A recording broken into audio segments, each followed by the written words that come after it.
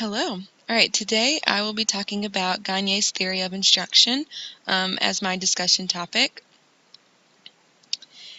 And Gagne is somebody that we've talked about in many of our classes, and you probably learned about his theory in your undergrad classes as well. This is a picture of Gagne. I always like to have a picture of the person that I'm learning about. So this is Robert Gagne, and he died in 2002, and I always thought that he was much older and that he died a long time ago, but he really didn't.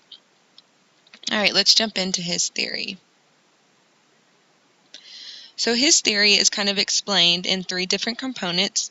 So we'll be looking at the first one, which is a taxonomy of learning outcomes. The second, internal and external learning outcomes. And the third is the 9 events of instruction. All right, the first one we'll look at is a taxonomy of learning.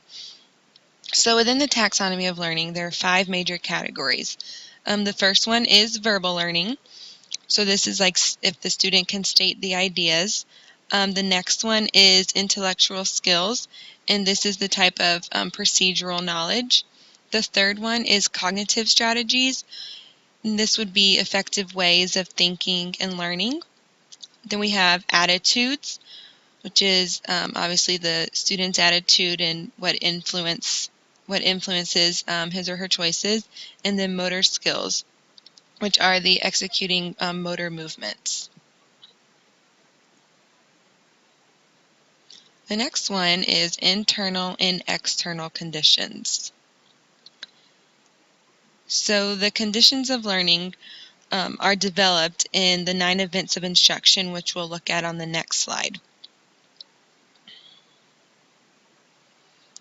So internal has to do with motivation, attitude, and prior knowledge, and external refers to the outside events that affect the learning process or the environment. So if we look at this student as an example, we can look at his internal conditions, which right now he doesn't look very motivated, does not look like he has a good attitude. And prior knowledge, we really can't tell, but it looks like he comes to school. He's dressed very nice. And then the external conditions would be his environment. So it's obviously something in his environment that's kind of distracting him from his learning. And then the events. So, maybe by the looks of his hair, maybe he didn't do so well on a spelling test earlier this morning.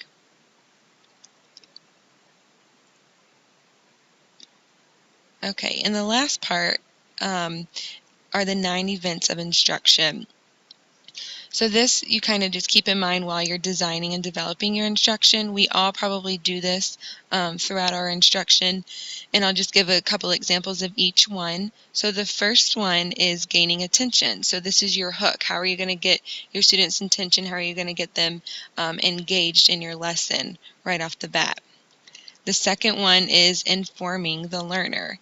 So that these would be the EQs that you post, the essential questions that you post in your classroom, or in some schools you may use the I can statements. I know this year we're starting to use I can statements, and all teachers are required to write their I can statements on the board and review them before each lesson. The third one is stimulating recall of prior knowledge. So this we all do, again, just linking the prior knowledge. This would be reviewing the concepts that were already taught and how you're going to apply them to the new learning. The fourth one is presenting the stimulus. So I kind of think about this as a whole group instruction. So if we're doing reading, I may read a story to the entire class first, and then kind of go through the steps that lead into the next part, which is providing learning guidance. This, I just kind of think about language arts, and these would be our small groups that we do. Maybe you do the daily 5 if you're an elementary school teacher. And then the next one, eliciting performance. So this would kind of be like their independent work. So then once they do their small groups and they're learning with their peers, they go off and they do their independent assignment. Providing feedback. This is continual feedback that the teacher is monitoring the students throughout the entire lesson. assessing performance. So this would be your formative assessment. You may be asking them questions throughout the lesson, and again, providing them with that feedback. And then the last one is enhancing retention and transfer. So this would be the application. What are they going to apply this new knowledge to? Is it going to be in the next lesson you do tomorrow, or will it be in a real life situation? All right, so that concludes Gagne's theory of instruction. Thank you.